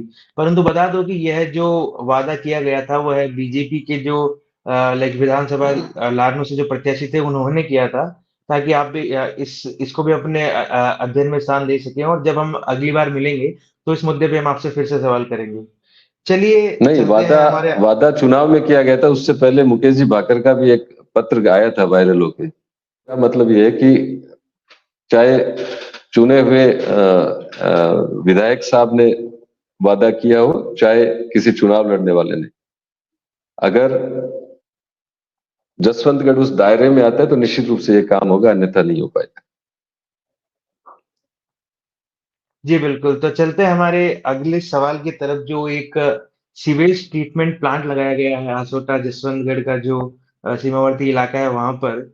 उसको लेकर आपकी क्या राय है? क्योंकि अगर लारनू का जो पूरा पानी है जसवंतगढ़ के इस एरिया में आएगा, यहाँ पे ट्रीटमेंट होगा, इसको सबसे पहले तो आप एक अच्छा कदम मानते हैं या ग्रामवासियों के लिए परेशानी मानते हैं? और अगर अच्छा कदम मानते हैं तो क्यों मानते हैं? और परेशानी मानते हैं तो उसके पीछे आप क्या कारण देखते हैं? ये वास्तव में जसवंतगढ़ का तो इसमें कोई लेन देन ही नहीं है। ये विषय तो आप हरदयाल जी रुलानिया से, जो आसोटा खानपुर ग्राम पंचायत के सरपंच साहब है, आप उनसे चर्चा करेंगे तो बेहतर होगा। क्योंकि ये जो बना है वो उन्हीं की जो ग्राम पंचायत के क्षेत्र में बना है, और नगर पालिका लाडनू का और विषय है। जी, हमने उनसे भी इस बारे में बात करी थी और उन्होंने कहा था कि यह एक अच्छा कदम ही है। जिस प्रकार से जो लाडनू का सीवेज वाटर जब लाइक मेगा हाईवे और जब सीमावर्ती इलाकों में जो फैलता था, उससे तो बेहतर है कि सीवेज ट्रीटमेंट प्लांट लगाया जाए और जो पानी का जो पुनर्चक्रण किया जाएगा, उसको खेतों में काम लिया जाए। तो चलिए चलते हैं हमारे अगले सवाल की तरफ, जो एक छोटा-सा मुद्दा है, जो बस स्टैंड पे जो पार्किंग का एक समस्या रहती है कि जब वहाँ पे दोनों साइड से बसें आ जाती है, तो वो एक कंजेस्शन का एक कारण बन जाता है, क्योंकि वहाँ पे जो मुख्य मार्केट है, वहाँ पे काफ़ी बैंक भी है और काफ़ी बड़े-बड़े लाइक उद्यम भी हैं। तो वहाँ पे एक तरफ ऑटो और एक तरफ जो टू व्हीलर की पार्किंग बनी रहती है, उसके कारण एक कंजेशन का एक कारण बनता है वो। उसके ऊपर आपका क्या राय है? उसका सॉल्यूशन किस प्रकार होना चाहिए? केशव जी, बहुत सारे मुद्दे ऐसे होते हैं जिनका कोई समाधान राजनीतिक लोगों से या प्रशासन से नहीं होता है, जनता स्वयं भी कर सकती है। सिविक सेंस एक बहुत बड़ी चीज है, जो हम आमतौर पर भारत में इसका अभाव देखा जाता है। मुझे नहीं लगता कि कोई भी व्यक्ति ना समझ है, जो भी वहां ऑटो खड़ा कर रहा है, जो वहां बाइक पार्क कर रहा है, सभी को पता है कि यहाँ पे पहले से ही जगह की कमी है। प्रशासन ज्यादा से ज्यादा कोई स्थान चिन्हित कर सकता है कि आप इस जगह लगा लीजिए, इस जगह से। बहुत सारे जो समझदार ऑटो ड्राइवर्स है, वो आजकल अ, ये जसवंतगढ़ से सुजानगढ़ की तरफ वहां पर भी ऑटो खड़े करते हैं, ताकि उनको पता है कि पहले से बैंक है यहाँ पे, कंजेस्टेड जगह है। तो मुझे लगता है ये तो व्यापार मंडल और हमारे जो ऑटो के जो भाई लोग हैं, जो ऑटो वाले चालक लोग हैं, सब समझदार लोग हैं। अगर थोड़ा सा बैंक वाले या अन्य लोग उनको अपील भी कर देंगे तो ये काम हो जाएगा। इसके लिए कोई बहुत प्रशासनिक लंबी चौड़ी कवायद की आवश्यकता नहीं है। और नहीं कोई बहुत ज्यादा, सभी को पता है कि यहाँ कंजेस्टेड होता है, यहाँ बसों के आवागमन में समस्या होती है।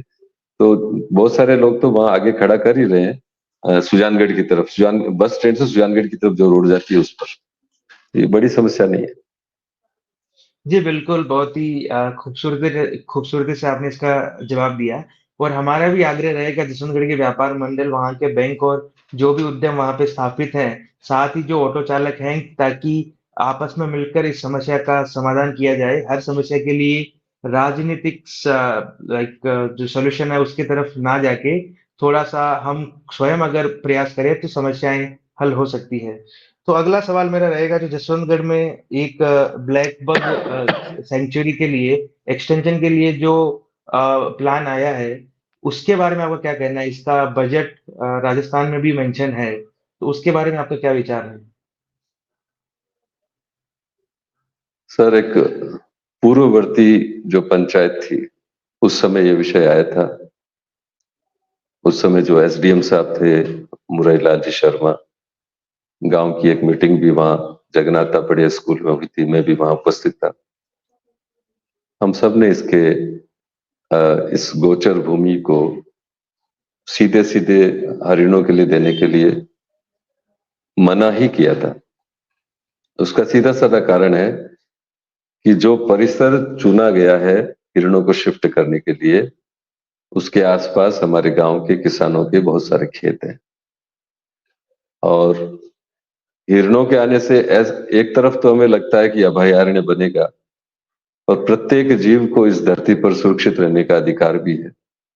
मैं हिरणों के खिलाफ नहीं हूं, लेकिन समस्या ये थी कि हमारी एक तो गोचर भूमि का बिना जानकारी के कन्वर्जन हो गया, वन विभाग में चली गई। उसके लिए गांव के लोगों के द्वारा, तापड़िया परिवार द्वारा माननीय न्यायालय में अभी भी संघर्ष जारी है, पिटिशंस चल रही है, निर्णय आना बाकी है। और इसी दौरान यहाँ हिरणों को शिफ्ट करने का निर्णय पिछली सरकार में ले लिया गया था। और क्योंकि हिरणों का इसमें कुछ कोर्ट का ऑर्डर भी था, लेकिन ये जमीन वन विभाग में गई कैसे, ये बड़े आश्चर्य की बात है कि इतना बड़ा भूभाग, गोचर डिक्लेयर हुआ हुआ भूभाग, बिना गांव की जानकारी के ही वन विभाग में स्वीकृत हो गई, कागजों में चढ़ गई। तो इसके बारे में जो पिटिशन लगी हुई है उसका भी डिसीजन आ जाए। तो टूरिज्म की दृष्टि से देखा जाए तो हम जाते हैं छापर, तो आप देख सकते हैं वहां कि कोई बहुत ज्यादा टूरिज्म वहां पर नहीं आ रहा है। हाँ, ऐसा नहीं कि आते ही नहीं है, बिल्कुल आते हैं वहां पर, लेकिन ये जो कृषि कृषि के क्षेत्र में किसानों के लिए ये बहुत बड़ी माथापच्ची हो जाएगी, क्योंकि हिरण कंट्रोल में नहीं रहेंगे। वो अभयारण्य वाले इतना अच्छा ध्यान नहीं रख पाते कि वो अंदर ही रहे। दूसरी बात है कि यहाँ पर जो वन विभाग है उसको बहुत मशक्कत करनी पड़ेगी। यहाँ की जो जमीन है वो बहुत ज्यादा सैलाइन है। यहाँ यहाँ की मिट्टी है वो आधा फीट के बाद तो मतलब मुश्किल से 6 इंची के बाद में वो मिट्टी उपजाऊ ही नहीं है। तो कैसे तो यहाँ इस क्षेत्र में, जिस क्षेत्र में उन्होंने जमीन को ऑक्यूपाइड किया है, वहां कैसे घास उगाएंगे, कैसे करेंगे, इसमें भी उनको काफी समय लगेगा डेवलप करने में। बाकी अगर कोई ऐसा रास्ता निकल जाता कि यहाँ अभयारण्य नहीं होता तो कोई दिक्कत नहीं थी यहाँ पे, क्योंकि गोचर विकसित होता और गायों के लिए गोचर सुरक्षित रहता। गांव के लोग तो यही चाहते हैं और मैं भी उनके साथ हूँ।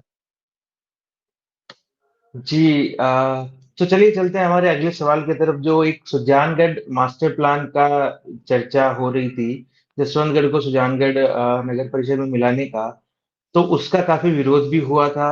और उसके बारे में आपके क्या विचार हैं? क्या यह होना चाहिए या नहीं होना चाहिए? वो एक बार अखबार में विज्ञप्ति आई थी कि ऐसा ऐसा करने जा रहे हैं। उसके बाद में गांव की तरफ से उसका विरोध प्रदर्शन हुआ, प्रशासन को पत्र लिखे गए, जो आयोजना मंत्रालय है वहां तक पत्र गए। उसके बाद अभी फिलहाल उस तरफ से कोई अपडेट है नहीं। उस बारे में निर्णय होना अभी बाकी है। और विरोध के पीछे रीजन यही था कि देखिए, अभी भी आप जाएंगे तो हमारी जो गौचर भूमि है उसमें बहुत तरह से कब्जे हो रहे हैं। सुजानगढ़ की तरफ से भी आबादी बढ़ रही है। लगातार ग्राम पंचायत को, प्रशासन को मॉनिटरिंग रखनी पड़ती है कि गौचर बचे। उसमें सफलता नहीं मिल रही है क्योंकि बहुत सारे लोगों ने घर बना लिया। तो ये जो भाव है कि किसी भी प्रकार से अगर हम जसवंतगढ़ को उसमें विलय भी कर लेंगे तो सबको ये लग रहा था कि गौचर भूमि का क्या होगा, इसलिए इसका विरोध था। दूसरा कारण ये था कि ग्राम पंचायत में जो डेवलपमेंट है, आप जसवंतगढ़ को देखिए, यहाँ पिछले इन सालों में भामाशाह परिवारों ने कितना सहयोग किया है। शिक्षा के क्षेत्र में देखिए, सड़क का क्षेत्र देख लीजिए आप, गली गली में सड़क बन गई है। ये सब सुविधाएं तो हम पहले से प्राप्त है हमें। तो जो ग्रामीण क्षेत्र को जो सुविधाएं मिला करती है उन सुविधाओं से वंचित होंगे। अर्बन टैक्सेस का भार इस पे बढ़ेगा। ये सब बातों को कारण लोगों ने मानस बनाया था कि हम सुजानगढ़ से दूरी रहें। और दूसरा, प्रशासनिक व्यवस्था हमारी अलग अलग हो जाती। हमारे ग्राम पंचायत का सारा काम लाडनू से होता है और नगर परिषद सुजानगढ़ में हमारे डॉक्यूमेंट्स अलग होते। तो ऐसी सब बातें, बहुत बहुत सी बातों का मिक्सचर बन करके इसका विरोध किया गया था। फिलहाल उसका कोई अपडेट नहीं है कि ये परिसीमन में लिया गया है या नहीं, इसकी जानकारी मुझे नहीं, जी, क्योंकि तो ऐसी चलिए कोई चलते हैं। सूचना सार्वजनिक रूप से आई नहीं है बाद में। तो चलिए चलते हैं हमारे अगले सवाल की तरफ, जो कि हमारे क्षेत्र से ही जुड़ा हुआ है। जो सुजला जिले की जो कवायद है, लंबे अरसे से यहाँ के जन सामान्य, जनप्रतिनिधि सभी ने बुलंद आवाज में उठाई है।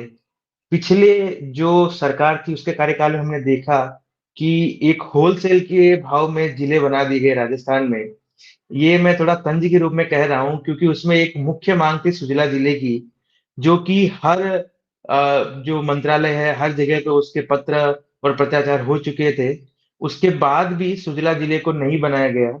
उसके बाद जब चुनाव नज़दीक आए, तो सुजला जिला बनाने की एक घोषणा कर दी। तो आप उसको एक चुनावी जुमला मानते हैं या आपको लगता है कि राजनीतिक इच्छा शक्ति सुजला जिले के पीछे पिछली सरकार में थी? और अब जो मेरा दूसरा सवाल रहेगा फ़ॉलो-अप क्वेश्चन उस पे कि अब जब जिले बन चुके हैं, डीडवाना बन चुका है, मतलब डीडवाना कुचामन जिला बन चुका है, उसके बाद क्या यह संभावना अभी भी बची है कि सुजला एक जिला के रूप में सामने आ सके? और आप लोगों ने क्या इस पे प्रयास किए, वो भी थोड़ा संक्षिप्त में आप इसमें ऐड कर दीजिएगा।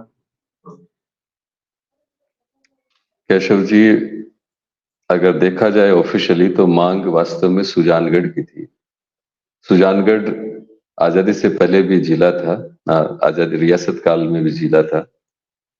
और ये मांग जो जिन लोगों ने आंदोलन चलाया सुजानगढ़ में, शायद सुजला शब्द का उपयोग केवल सुजानगढ़ में ही किया गया। आगे राज्य सरकार में जब मांग की गई तो देखिए हमारे जो उस समय भी हमारे विधायक थे माननीय मुकेश जी, तो या तो उनसे चर्चा नहीं की गई, तो उन्होंने जो अनुशंसा की थी वो डीडवाना जिले की। तो लाडनू को डीडवाना जिले में मिला दिया गया और सुजानगढ़ जिले में वहीं पर मुझे लगता है कि तकनीकी रूप से वहां हम कमजोर सिद्ध हो गए और सुजानगढ़ जिला नहीं बन पाया।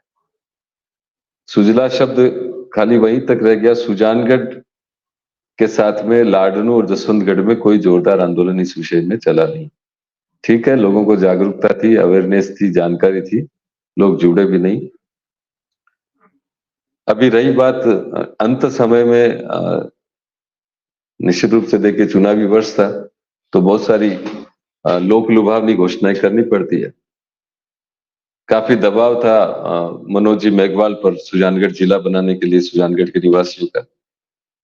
तो आदरणीय मुख्यमंत्री थे उस समय जो गहलोत जी, उन्होंने घोषणा कर दी कि सुजानगढ़ बन जाएगा, फिर कुचामन अलग बन जाएगा। तो घोषणा से ही पता चल रहा था कि विशुद्ध रूप से जुमलाबाजी की जा रही है और परिणाम आपके सामने है। तकनीकी रूप से जी। सुजानगढ़ को जिला घोषित नहीं किया गया। जी, बिल्कुल, अगर और कुचामन को अलग से जिला बना दिया जाए और इधर सुजानगढ़ को बना दिया जाए और डीडवाना का फिर क्या होगा? वो पहले से ही डीडवाना कुचामन जिले में है, तो भौगोलिक और जो डेमोग्राफिक रूप से है, ये एक संभव नहीं लग रहा है। जी, जी, बिल्कुल आप कंटिन्यू कीजिए आप अपना। बस यही मेरा विषय था कि ये कहीं न कहीं आपस में जो कोऑर्डिनेशन था सुजानगढ़ के विधायक जी और लाडनू के विधायक जी, इनके कोऑर्डिनेशन की कमी थी पिछले सरकार में। अन्यथा तो यहाँ से डिडवाना का रिकमेंडेशन की बजाय सुजानगढ़ का रिकमेंडेशन होता, या वो नहीं चाहते थे इसलिए नहीं हुआ। तो ये बड़ा विषय है, मेरी कैपेसिटी का विषय नहीं है।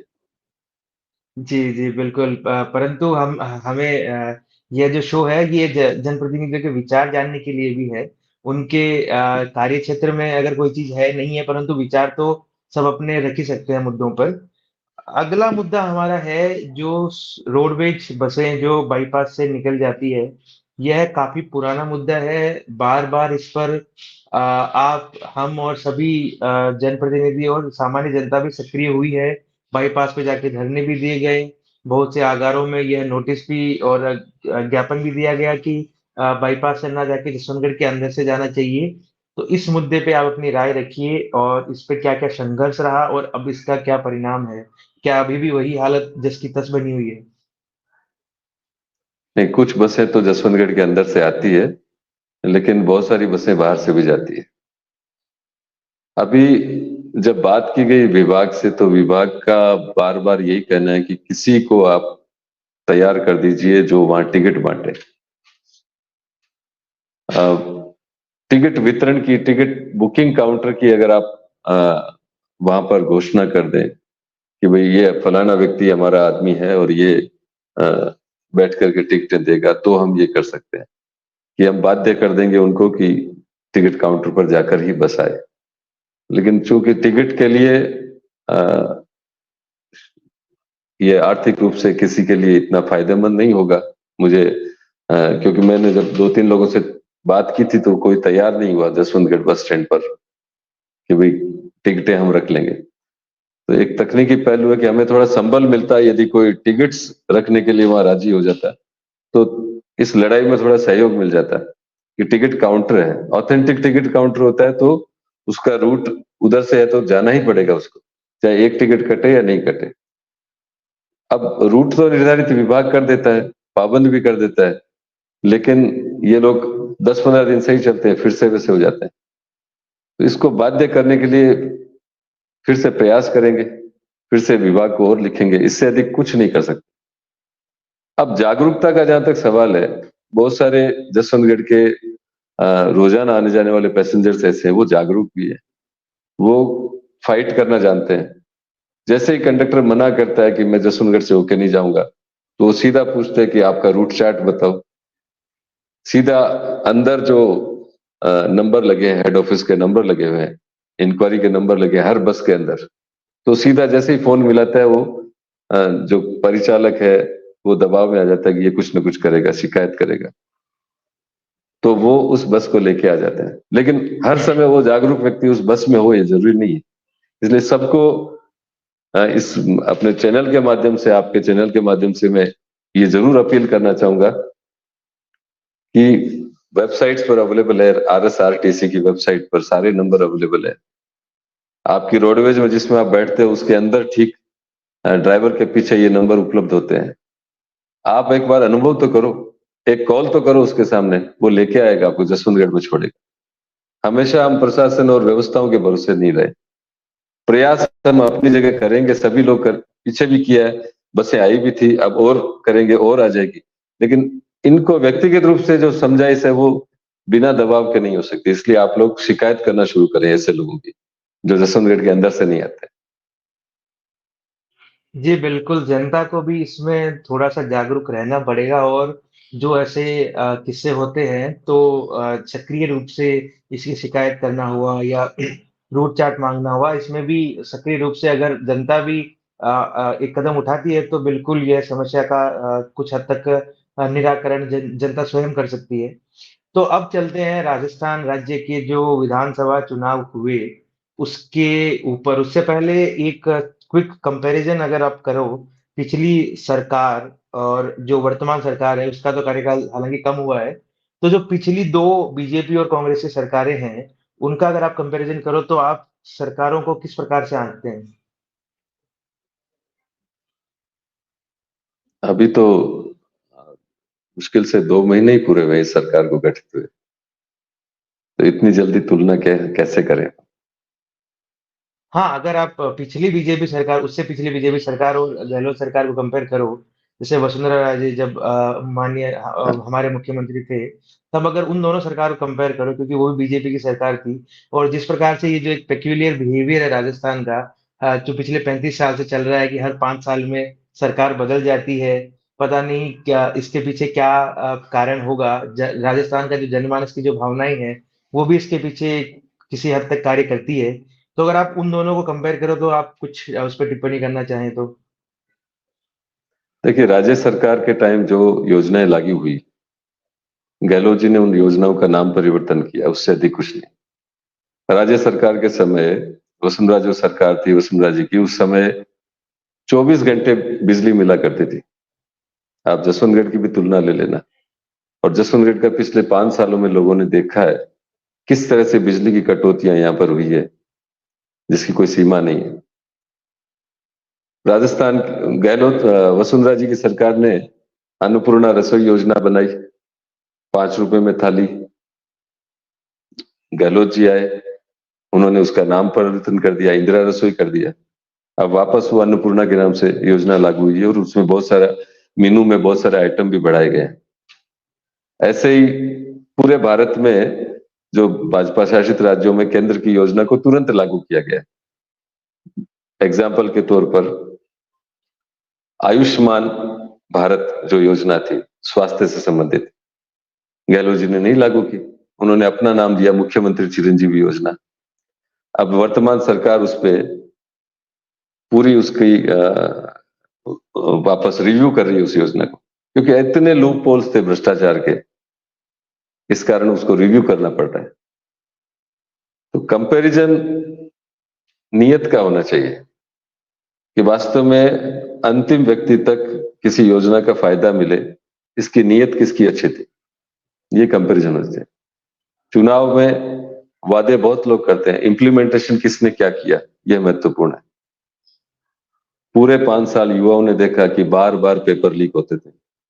पेपर लीक जो करने वाले थे उनके प्रशासन में और कांग्रेस सरकार के मंत्रियों तक कितने गहरे रिश्ते थे, ये जग जाहिर है। अखबारों की कटिंग्स आपको बता देगी कितने आरोप लगे इस मामले में, कितने युवाओं को चीट किया गया। एक युवा तैयारी करता है, अपना समय देता है, पूरा सपने संजोता है कि मैं इस बार जॉब लग जाऊंगा, और जब वो पेपर देने आता है तब पेपर लीक हो जाता है और पता चलता है कि पेपर व्हाट्सएप पर आ गया था। सोचिए उसके मन में क्या पीड़ा होती होगी, क्या उसकी परिस्थिति होती होगी, कैसे वो पाई पाई जोड़ करके वो किराए के पैसे भी किसी से लेके आते, ऐसे युवा भी मैंने देखे। तो इन चीजों की गहराई में जाकर के कोई फायदा नहीं है। मैं आपको यही कहूंगा कि वसुंधरा जी का जो शासन था वो निश्चित रूप से ज्यादा बेटर था पिछले 5 सालों से। और अब जो अगला जो है उसमें सबसे पहला काम ही आदरणीय भजनलाल जी की सरकार ने सबसे पहले काम जो किए उनमें से एक काम किया है, एसआईटी गठित की है पेपर लीक पर। अगर गहलोत जी की सरकार की मंशा थोड़ी भी ईमानदार होती तो उस समय भी एसआईटी गठित हो सकती थी, लेकिन अब एसआईटी गठित की गई है और इस पे काम शुरू हुआ है, ऐसा चले। बाकी पेयजल योजना से जीतते ही देखिए 1 महीने के अंदर अंदर 13 से अधिक जिलों को जोड़ दिया नहरी पेयजल से, जिनका काम अटकाया हुआ पड़ा था 5 सालों से, उनके काम को जोड़ा गया है। आज के अखबार में भी आप देखेंगे 5,000 करोड़ की लागत से जयपुर का बाईपास तैयार हुआ। इनके सब सारे के सारे काम द्रुत गति से चालू किए जा रहे हैं। तो कंपैरिजन, इस सरकार का जो कंपैरिजन है वो बहुत अधिक एडवांस रहेगा, ऐसा मेरा मानना है, क्योंकि ये सरकार में सारे के सारे ऐसे लोग हैं जो बहुत ही डेडिकेटेड है, बहुत युवा है, जिनके सोच में इनोवेशन है। ऐसे लोगों को इस बार आगे लाया गया है, तो ये और भी अच्छी ढंग से काम करेगी, ऐसी मेरी सोच है। जी, तो मेरा अगला सवाल रहेगा, लाडनू जो विधानसभा सीट है, तो क्या कारण रहा कि पिछले 2 बार के चुनाव से बीजेपी यहाँ पर सत्ता से दूर रही? क्यों बीजेपी यहाँ पर नहीं जीत पाई? क्या बीजेपी के उम्मीदवारों में कुछ कमी रही या यहाँ संगठन के जो कार्यकर्ता है रूट लेवल के, उनसे कुछ कमी हुई? इस पे आपका क्या कहना है? चुनाव तो जैसे आपने सुना होगा कि फिजिक्स नहीं केमिस्ट्री है, बहुत सारी चीजें चुनाव में इन्वॉल्व होती है। चुनाव में ये जो चुनाव था, मैं ये मानता हूं कि जो चुनाव लड़ने का ढंग था उसके कारण हार गए। जो हमारे विपक्षी पार्टी कांग्रेस के विधायक है मुकेश जी बाकर, उनका चुनाव लड़ने का जो पैटर्न था वो कहीं न कहीं हमारे जो प्रत्याशी थे उनसे ज्यादा मजबूत था। मूल रूप से यही कारण था कि उन चुनाव को लड़ने की जो पद्धति थी उसके कारण हम चुनाव हार गए।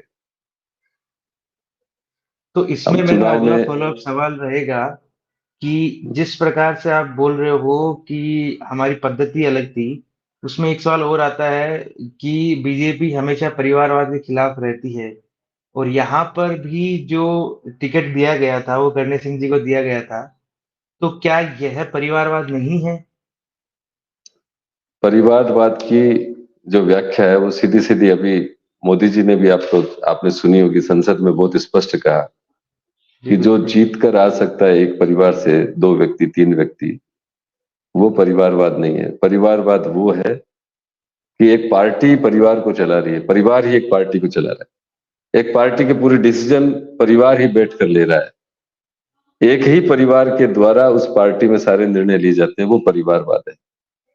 अब एक ही परिवार में यदि 2 व्यक्ति 3 व्यक्ति सशक्त है, मजबूत है और वो जीत करके आ रहे हैं अलग अलग क्षेत्रों से, तो उसको परिवारवाद नहीं कह सकते।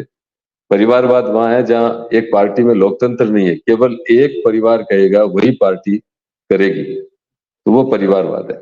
उस परिवारवाद का विरोध है। जी, तो मेरा अगला सवाल रहेगा जो एक बहुचर्चित इसके लिए आप मुद्दा रहा एग्जाम्पल था। देख सकते हैं।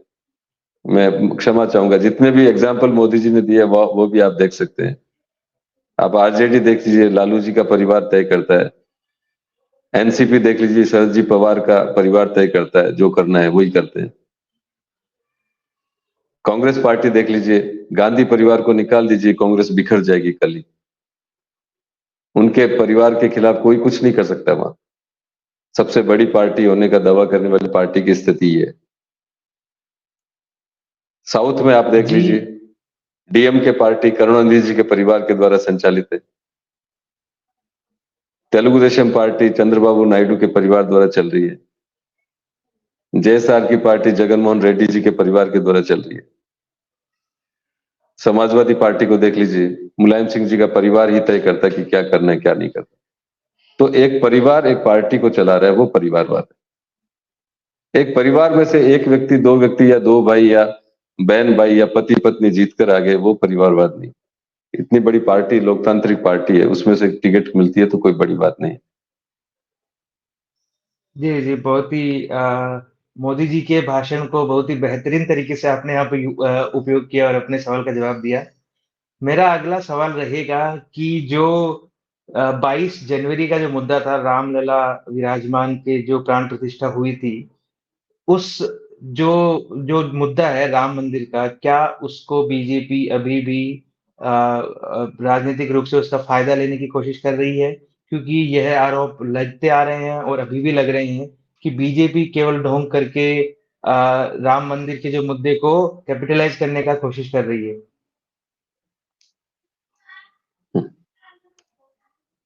मुझे ये बताइए कि क्या कांग्रेस के पास अवसर नहीं था कि वो प्रभु श्री राम का मंदिर बनाए? परंतु कांग्रेस तो यह कहती है मुझे कि यह एक न्यायिक प्रक्रिया के थ्रू आया है, तो इसका श्रेय केंद्र और राज्य सरकारें क्यों ले रही है? उस न्यायिक प्रक्रिया में कांग्रेस के द्वारा 19 वकील खड़े किए गए थे। वो 19 वकील ये कहते थे यूपीए सरकार में कि भगवान राम का अस्तित्व ही नहीं है। ये उनका चरित्र था कि भगवान राम के अस्तित्व पर भी सवाल कांग्रेस ने उठाए थे। ऐसे में वास्तव में कांग्रेस को कोई हक ही नहीं है कि वो भगवान राम की बात करे।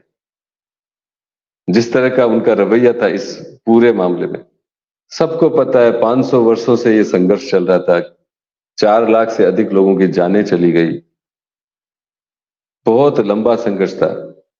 बीजेपी तो 1980 में बनी है, इससे पहले भी बहुत संघर्ष हुए हैं। लेकिन आज अगर राजनीतिक श्रेय की बात आती है, लोकतंत्र में जो व्यवस्थाएं हैं वो निश्चित रूप से काम करती हैं अपना।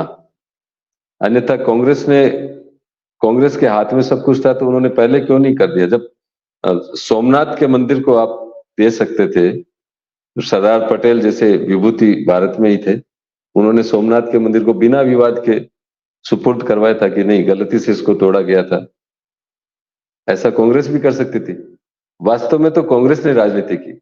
वास्तव में जो अपोजिट पक्ष है, जो मुस्लिम समुदाय को भड़काया कांग्रेस ने, उस ढांचे के नाम पर और दमन के नाम पर सब कुछ भड़काया कांग्रेस ने। वास्तविक राजनीति तो कांग्रेस ने की। ये मुद्दा बनता ही नहीं। जैसे सोमनाथ का मुद्दा कभी बना था क्या? नहीं बन पाया, लेकिन इन्होंने बनाया और अब आरोप भाजपा पे लगा रहे हैं। तो ये सिर्फ राजनीति है इनकी, और इसमें कोई विशेष दम वाली बात नहीं। दूसरी बात, लाभ लेने की, तो लेने की आवश्यकता ही नहीं है भाजपा को। भाजपा के मैनिफेस्टो में वर्षों से ये बात थी कि राम जी का जन्म स्थान है, वह राम का मंदिर बने, और ये बात अब पूरी हो गई। अब भाजपा इस पे अ, अगर भाजपा इस पे मान लो आपको लग रहा है कि राजनीतिक लाभ ले रही है, तो कांग्रेस के पास भी अवसर है, लीजिए ना लाभ आप। आपको किसने मना किया है? आप भी जाइए राम मंदिर में। आपने तो कहा कि हम राम मंदिर में जाएंगे ही नहीं, हम प्राण प्रतिष्ठा का बहिष्कार करेंगे। ये कैसी राजनीति? राजनीति तो आप कर रहे हैं, यानी कांग्रेस के लोग कर रहे हैं राजनीति। प्राण प्रतिष्ठा हुई, पूरे विश्व के देशों के प्रतिनिधि वहां पर थे, सभी समुदायों के थे, मुस्लिम समाज के लोग दर्शन करने गए, किसी को कोई आपत्ति नहीं थी। प्रभु श्री राम भगवान यहाँ की आत्मा है, किसी को आपत्ति नहीं थी, लेकिन कांग्रेस को आपत्ति थी, राजनीति करने के लिए आपत्ति की गई थी। जी, तो बिल्कुल, बिल्कुल। जो आप तो, जिस प्रकार आपने हाँ जी, बोलिए। हाँ बस यही कहना था। जी, जी, जो आपने बहुत ही बेहतरीन तरीके से इसका जवाब दिया, जैसा कि एक बीजेपी का प्रवक्ता आमतौर पर देता हुआ न्यूज़ चैनल्स पे दिखाई देता है। इसके अलावा अगला एक सवाल रहेगा जो किसान आंदोलन है, उस पे एक संक्षिप्त टिप्पणी, ज़्यादा उसको बड़ा नहीं करेंगे, कि क्या जो एमएसपी की माँग है वो डब्ल्यूटीओ से बाहर निकालने की, उसके साथ अन्य कई माँगे हैं, क्या किसानों की माँगे सारी सही है? दूसरा सवाल, अगर सही है, तो बीजेपी ने यह माँगे अब तक स्वतः संज्ञान लेकर पूर्ण क्यों नहीं कर दी? देखिए, भारतीय जनता पार्टी के 2014 में जैसे ही मोदी जी प्रधानमंत्री बने थे, उन्होंने घोषणा की थी, जो पहला उनका जो किसानों के प्रति समर्पण का जो पहला दृश्य आपने देखा होगा कि पार्लियामेंट में जब वो गए, पार्लियामेंट की कैंटीन में गए, तो वहां का जो फीडबैक फॉर्म था वहां पर लिख के आए, अन्न देवता सुखी भव। ये किसानों के प्रति उस आदमी के मन में क्या है, वो किसानों से कुछ भी छुपा हुआ नहीं है। ये जो वर्तमान में राजनीति करके जो आंदोलन चलाया जा रहा है, आप देखिए एमएसपी की बात, स्वामीनाथन कमेटी की सिफारिश के हिसाब से जितने रुपए में गेहूं की खरीद होनी चाहिए, उससे कहीं अधिक तो पंजाब में अभी हो रही है। फिर स्वामीनाथन कमेटी की सिफारिश से लगाने की बात की जा रही है, उससे एमएसपी की बात की जा रही है, तो वो तो पहले से खरीद हो रही है वहां पर। तो विशुद्ध रूप से राजनीतिक प्रोपोगेंडा करने की दृष्टि से किसानों को भड़काया जा रहा है। किसानों को पहले भी भड़काया, तब भी मोदी जी ने कहा कि कृषि बिलों के नाम पर अगर कोई भी तरह की गलतफहमी हुई है तो मैं आपको समझाने में विफल रहा, मेरी कमजोरी रही। उन्होंने सहर्ष सम्मान पूर्वक कृषि बिल वापस ले लिए। तब इन्होंने कहा कि अब सारी बातें पूरी हो चुकी है। अब अचानक से वापस ये वहां पर आ गए। सरकार 3 दौर की बातचीत इनसे कर चुकी है और निश्चित रूप से जल्दी इसका हल भी निकाल लेंगे, क्योंकि जो लोग काम कर रहे हैं वो भी किसानों के लिए लगातार काम कर रहे हैं। अब देखिए सोलर के क्षेत्र में, बीजों के क्षेत्र में, मिलेट्स की खेती, मोटे अनाजों की खेती का जो विकल्प मोदी जी ने भी किसानों के लिए कितना उसके लिए काम किया है। तो भविष्य का जो ग्रेन मार्केट है, उसमें सबसे ज्यादा आय होने वाली है वो मिलेट से होने वाली है। किसी की सोच नहीं थी आज तक किसी प्रधानमंत्री की कि मोटे अनाजों की खेती करवा करके हमारे किसान को समृद्ध बनाया जाए। ये काम मोदी जी के द्वारा किया जा रहा है।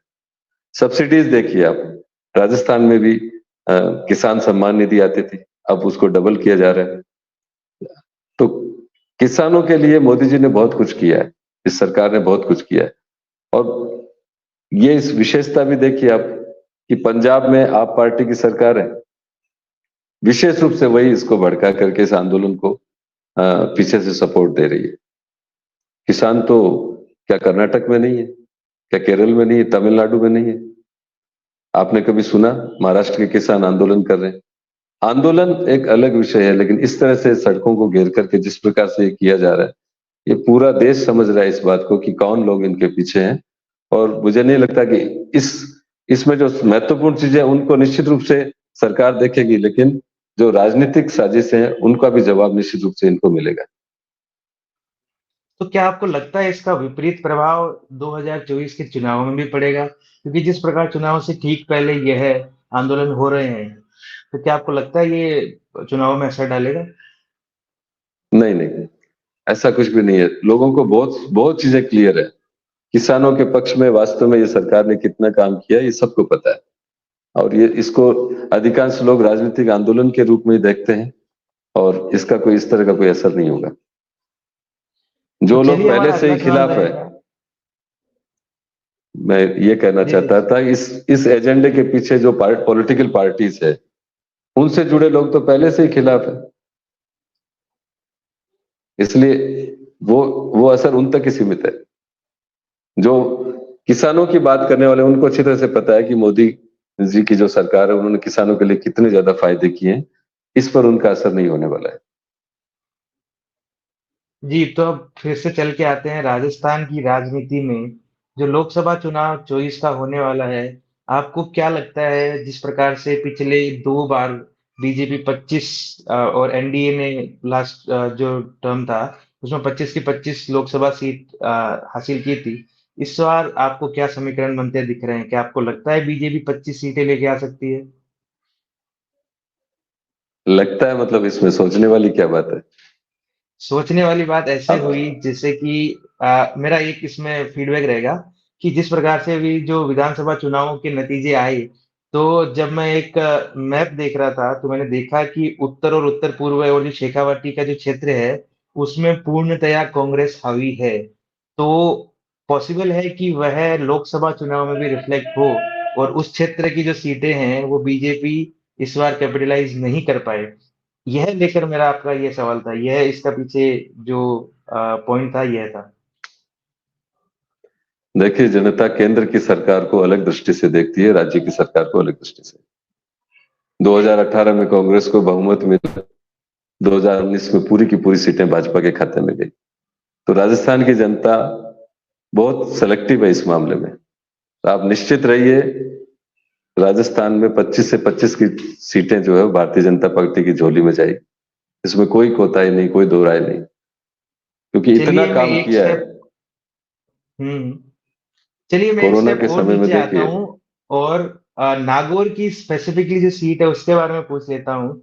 हनुमान जी बेनीवाल जो पिछली बार एनडीए में थे अब नहीं है, वो चुनाव लड़ेंगे और वो किसान जो जो किसान आंदोलन थे उसके रहते ही एनडीए से अलग हुए थे। अभी हालात क्या बन रहे हैं? कौन आपको लगता है बड़ा चेहरा होगा? क्या आपको लगता है जिस प्रकार के यहाँ समीकरण है आरएलपी और कांग्रेस जो है मतलब उसके रहते हुए बीजेपी यह सीट जीत सकती है? और अगर जीत सकती है तो कौन सबसे बड़ा चेहरा होके यहाँ पे आएगा? देखिए भारतीय जनता पार्टी एक ऐसी पार्टी है, वो हर समय चुनावी मोड पे ही रहती है। जिन 161 161 लोकसभा क्षेत्रों को हम जीत सकते थे और जिन पे पार्टी विजय नहीं हुई 2019 में, उन पर काम सरकार बनने के 1 महीने बाद ही शुरू हो गया था। यानी भाजपा ने इंतजार नहीं किया कि 5 साल बाद इस पे चुनाव लड़ना है, अभी क्या जरूरत है। भारतीय जनता पार्टी हमेशा चुनावी मोड पर ही रहती है। पार्टी बहुत ज्यादा सक्षम है। हनुमान जी बेनीवाल को भारतीय जनता पार्टी का पूरा सहारा मिला ये सीट निकालने के लिए। जो भी राजनीतिक घटनाक्रम हुआ वो हो गया, लेकिन मैं फिर से कहता हूं कि बहुत नए चेहरे सामने आ रहे हैं, बहुत जुझारू चेहरे, बहुत नए चेहरे यहाँ पर सामने आएंगे और ये सीट भी, नागौर की सीट भी बहुत आसानी से भारतीय जनता पार्टी जीत के जाएगी और पिछले वाला जो अंतर है उससे कहीं अधिक अंतर से भाजपा इस बार जीतेगी। जी, बिल्कुल आपने सभी सवालों के जवाब बहुत ही बेबाकी और स्पष्टता से दिए। आपका यह समय देने के लिए बहुत-बहुत धन्यवाद। सुजला वायरल आपको आपके राजनीतिक करियर और भविष्य की शुभकामनाएँ देता है। कैशव जी बहुत बहुत धन्यवाद। मैं फिर से आपको दोहराना चाहूंगा, मैं पार्टी का एक सामान्य सा कार्यकर्ता हूं और बहुत ज्यादा राजनीतिक महत्वाकांक्षा वाला व्यक्ति नहीं हूं। मैं समाज के बीच में रहने वाला व्यक्ति हूं, तो मैं सबके काम आ सकूं बिना राजनीति के भी, इसमें मुझे ज्यादा प्रसन्नता होगी। बहुत बहुत धन्यवाद।